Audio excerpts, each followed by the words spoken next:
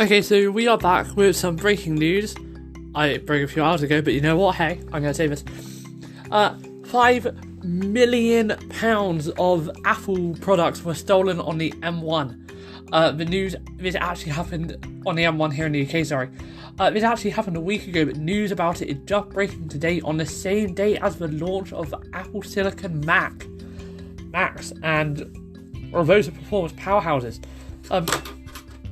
So let's get straight into this Apple theft, I guess. Well, there's not really much I can say. So it was £5 million were stolen, and this happened on the 10th of November, so exactly a week ago now. I think it's UK police policy to not comment on anything like this unless there's no leads. I don't know their policy, but the fact that it's taken a week for this to be made public does suggest Apple wanted to keep it a bit secret, but I don't know why they want to keep it secret until today. This is very conflicting with the fact that they're just releasing a new one, but anyway. So the vehicle was stopped and the driver was tied up on the southbound slip road at Junction 18 in North Hampshire, according to Northants Police. 48 pallets of Apple products. 48 pallets of Apple products were stolen in the robbery. That includes Apple Watches, iPhones. I think some AirPods were probably on there. 48 pallets of products were stolen. The security guard was also targeted as a security guard in the vehicle behind.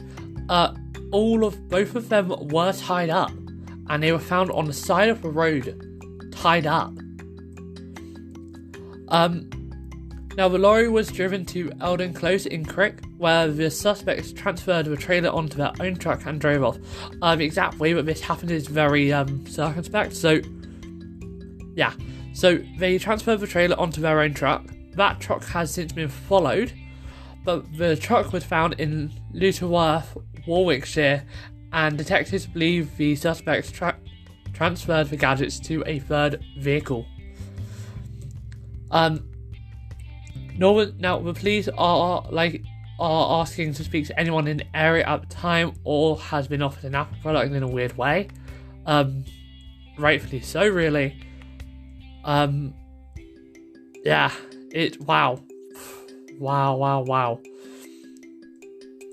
This happened during the same week that Apple launched the iPhone 12 models. This is not a coincidence. I'm willing to bet there could have been some iPhone 12s on that truck. I mean, this is £5 million worth of Apple's property here. It's not, yes, a lot of people say, oh, well, Apple are robbing their customers, etc., and there were $2 trillion US, so this is inconsequential to them, which, yes, is all true, but it's also £5 million of products that could have been ordered by customers. You have to remember, when Apple is stolen from, it's not inconsequential to most people. That had £5 million worth of products that people would have bought legitimately, now being sold off illegally, and those customers are going to have to wait longer because Apple got robbed. And whilst Apple can kind of eat up that £5 million, customers from businesses to just the general end user could have been relying on that product delivery on the day for this to happen. Now, this happened a week before the new Macs were released. Yeah, so let's jump into the new Macs. So the new Macs are now out, and this robbery on the M1 happened a week before the new Macs were released. Now, on November 10th, let me tell you what happened on November 10th. November 10th, Apple held an event. That was the event where they revealed the ARM-based Macs a week ago. On that day, they released chips called the M1 processor. Those M1 chips are the chips going in the new Mac. Now, a lorry has been robbed on the M1 here in the UK on that same day. So that's a bit circumspect. Apple releases a new chip called the M1 chip for their Macs, and on the same day, suspects steal £5 million worth of things. I'm saying that I think this is a message to Apple. This is a clear message to Apple. Now, I don't know what time this is said to have happened. They're saying it happened between 7:45 PM and 8 PM.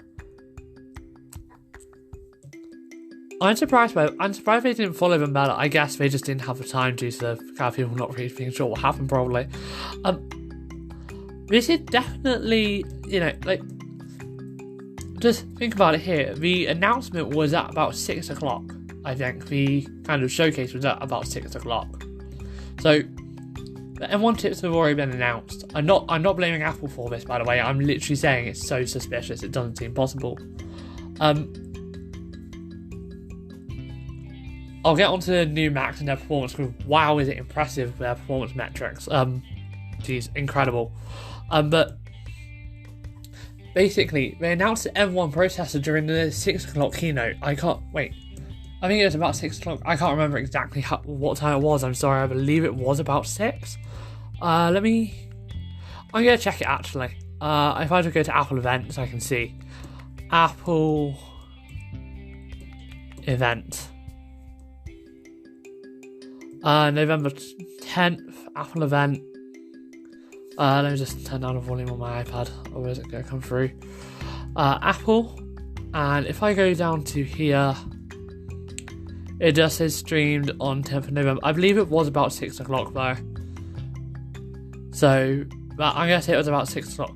Point is though, an hour and 45 minutes after Apple announces their new chips, let me search it on Google. I'm going to come and searching this so I can give you guys the correct information, but the fact is, it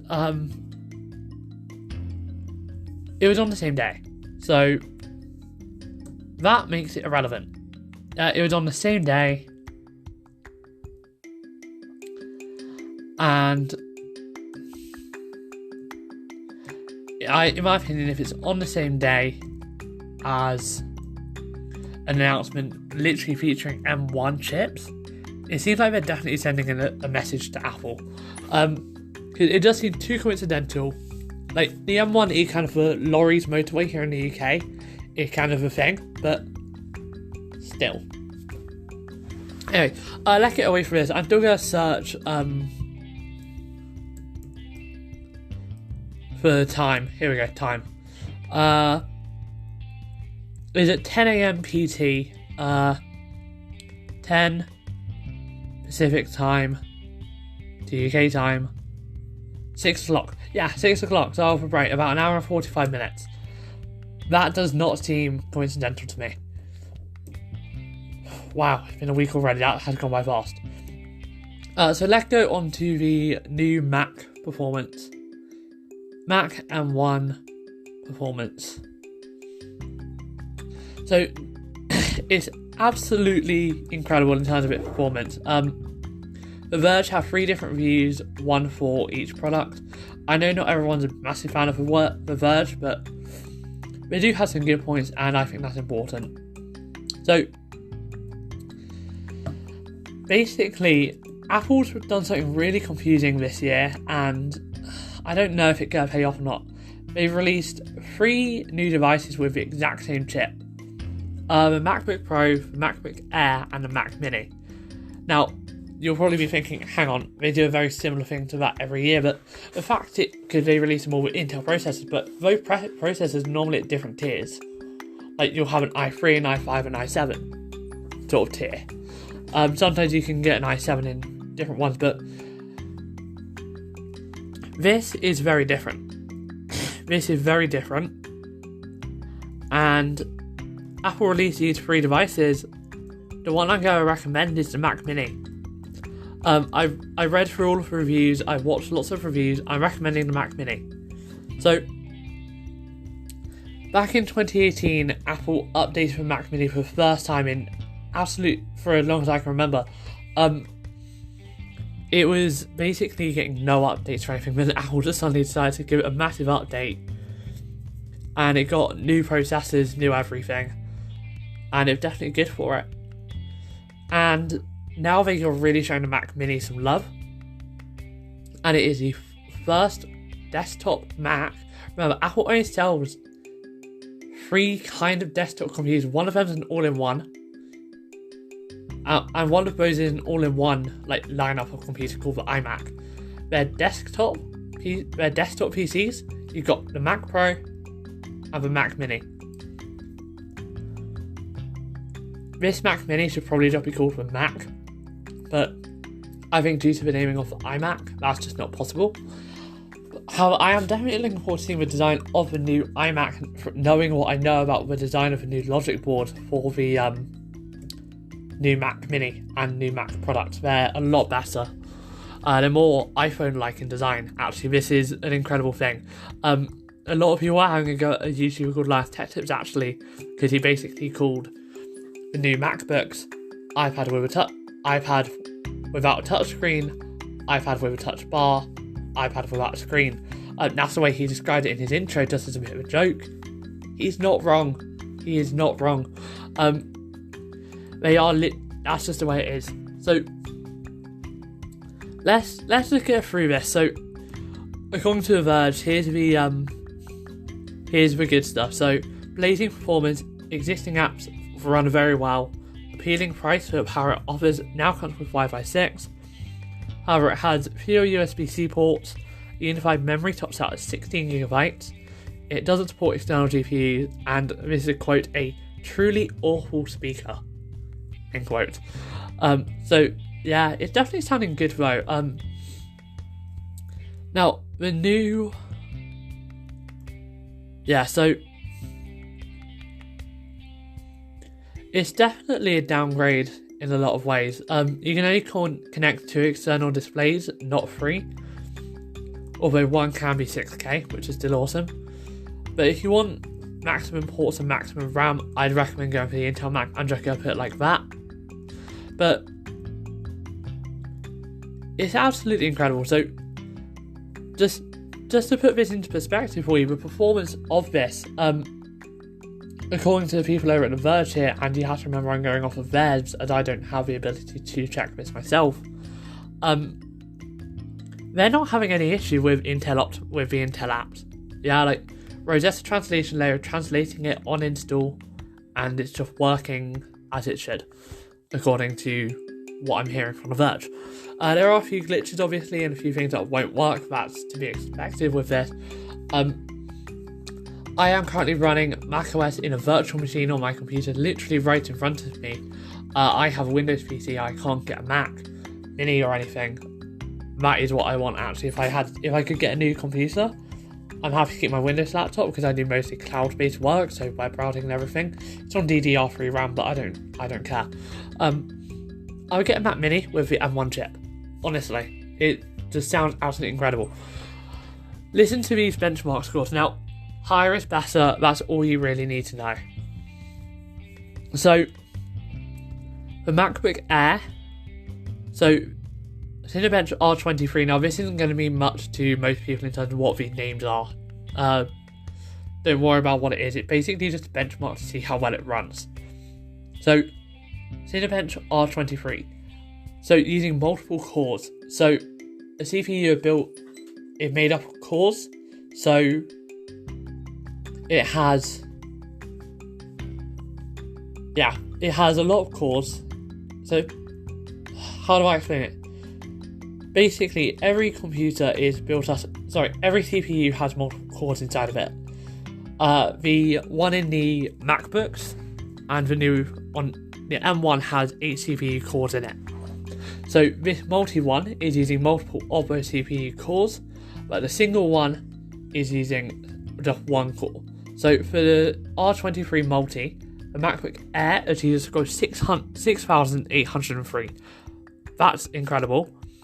The Pro receives 7,729, which is the same as the Mac Mini at 7,729. Now, just to be warned, this is not the bottom end. This is not the bottom end one that they're using here. Actually, I just realised I didn't actually say that. So the review unit that they receive costs $1,300 US. The SSD size is 1TB, and the memory is doubled, but the M1 chip does stay the same no matter which configuration you choose, so because this doesn't rely on memory as much, it should be very accurate on what you should get. So that's on the multi-core. If we go to single core, things actually do go down, but this is what you would see in line with every processor. So on the MacBook Air, you have 1494, Pro 1519, Mini 1520. Just that slight boost from the Pro to the Mini. The Mini is better cooled in terms of cooling performance. If you've ever had a Mac, you'll know they are terrible for their cooling and thermal throttling. It's a given, but these are a lot better due to the new design. Or not new design, sorry, just due to the new processors. The multi-core test looped for 30 minutes. This is where things get really interesting. The MacBook Air does actually go down in performance, 5,369. That's due to it not actually being able to keep those sustained loads. Due to there being no fan at all inside of it, it does heat up quicker, so clock speed has to be reduced. But then the Pro stays at exactly the same at 7,729. However, the Mac Mini actually increases in performance. It increases. That's incredible. That's not what I'd have expected. It increases to 7,780. If you're going to get a Mac, I say get a Mac Mini, because as long as you have a monitor and a keyboard and mouse, you'll be fine. I am honestly going to recommend you the Mac Mini. That's definitely the one I would get if I was to actually finally have a Mac in my house. That would be the one I would get. I just love it in here. I actually have a nice space. It can go here just on the left side of my monitor. I can move it over a little bit. Slot it in there. Put the plug down here. I'm planning this layout out now and I'm never even going to get a chance to do it. Yeah, this is absolutely insane. These are insane scores. Now let's go on to Geekbench. Now Geekbench is something you can run on your phone, you can run it on your Windows PC, you can run it on everything, same as Cinebench. Cinebench is only available on PC and Mac, I do believe. I could be wrong, but I don't think I've ever seen it on my phone.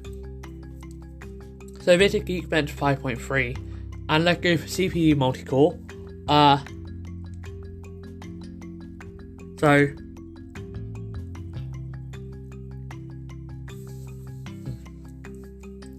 So it's 7,510 on the MacBook Air. That's the lowest score we're going to see.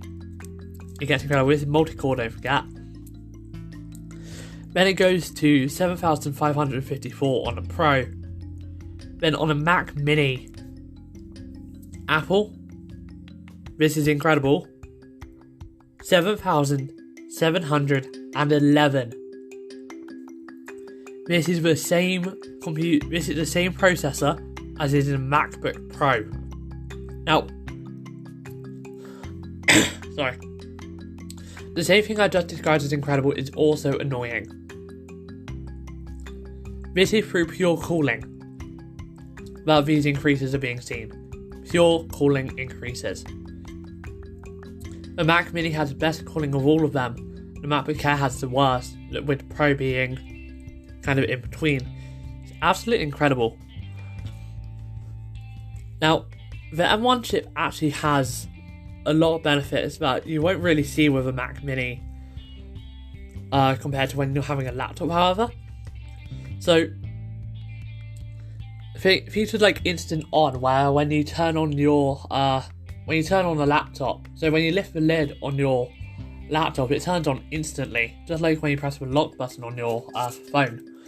It's instant. Now, unless you've got an Apple Watch, you'll also be typing a passcode when the Mini wakes from sleep. That makes sense. I don't mind typing in my passcode. It doesn't really. I'm fine with that. Some people are saying, now, a Touch ID sensor on a Mac Mini would be nice to have. I would definitely love it. But I'm not too annoyed about that. Now, the battery life doesn't really matter on the Mac Mini either. Unfortunately, it's just the way it works. But it uses the same 150 watt power supply as the Intel model. However, it's up to 60% more energy efficient than the comparable Intel model. if you want to see more detail on that, you can go to AnandTech. They have some incredible tests that will highlight the reduced power load. iPhone and iPad apps running on desktop. The sound of it looks amazing, but it sounds amazing. But according to I'll leave this actually died to here. Oh no, this is Chris Welch. According to Chris over at The Verge, it's actually a bit of a lackluster experience. It's convenient for these sorts of things are convenient when you're on a laptop, but when you're on a Mac Mini or just any computer, iPhone apps do feel very out of place. Not many of them are adapted to be resized, and even some that are feel very out of place. Now, there's some that work absolutely amazingly, but some just don't work very well at all, apparently. So let's hope that gets improved over time, and it probably will, but just be aware, not the best out of the box experience for so far. Now, ironically, the M1, what's the Intel version of the Mac Mini chances the M1 version is RAM, because you can outfit the 2018 Mini with up to 64GB of memory. The M1 only supports up to 16GB. That's just due to, I'm assuming, I/O bandwidth on the new chips. This is Apple's first chip supporting this amount of memory, so we need to get used to that. But the fact is, it's actually incredible because it works very well and it works very fast. Now, if you are someone who's using it in a creative studio or an environment where it has to be pushed quite hard, then you might want to wait a bit, as they will hopefully release Macs with 32GB and more of memory. But just be aware that that's how it is for now. And if you need really high-end graphics, then there are no external GPUs. Again, just probably due to I/O bandwidth. This is Apple's first chip. Be aware. So, if you need to do anything kind of above 4K video editing, you can do 4K video editing on here. You can edit 4K video happily on here, which I find incredible. If you want to do anything more than that though, you may want to go for the Intel model and get an eGPU, just so that you can be sure it will work. And the Mac Mini does also include Wi-Fi 6, but it does not have 10GB of internet. So it starts at $699 but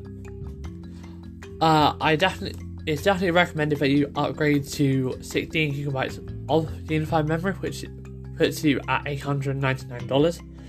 And if you want to double the default 256GB of storage to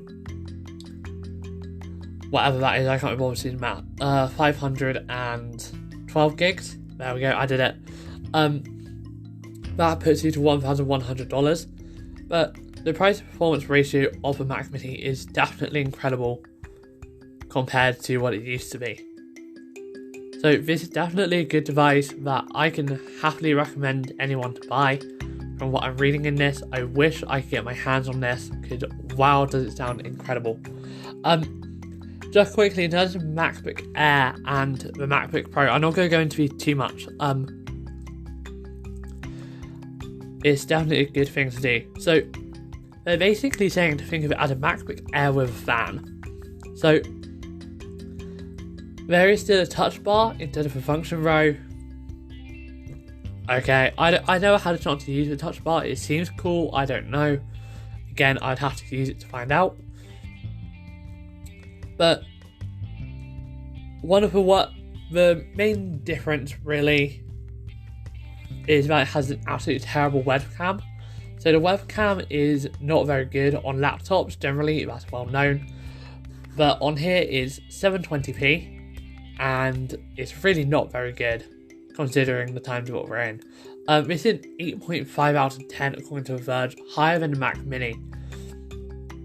I'm assuming just due to the fact that it's not a desktop, probably, is that where that 0.5 comes in. I would probably do the same. As for MacBook Air, again, same as MacBook Pro, it just doesn't have a fan, basically, so you'll get a bit worse performance. That's literally the best way I can say it. So that is everything. Oh no, the MacBook Air actually got a 9.5 in the Verge review, probably due to its lower price actually. So the MacBook Air is their highest reviewed product from this lineup, with the lowest being the Mac Mini. That makes sense. They actually say that Macs would be better with touchscreens apparently. I 100% agree. It would be awesome to see a touchscreen on a Mac at some point. I don't think it will happen, but it would be nice to see. So yeah, that's kind of everything for today's episode. We've had Apple being robbed on the same day that they announced the M1 processors on the M1 here in the UK. Coincidence. Which is kind of weird. And then we've just got some incredible new devices which I cannot wait to just hear more about, really. I'm probably never going to get a chance to have one in my hand, but these devices are absolutely amazing. And for anyone who does manage to get one, I hope you enjoy it, because it sounds like you can be having an absolute blast on here. So that's everything for today. My name is Luke. This is Unannounced World, and thank you for listening. I will see you in the next episode, whenever that is. Episodes are going to be very irregular over the next few weeks, probably only major events and stuff. I've got mocks, I've got exams, I have to revise. Thank you for listening, and I'll see you in the next episode.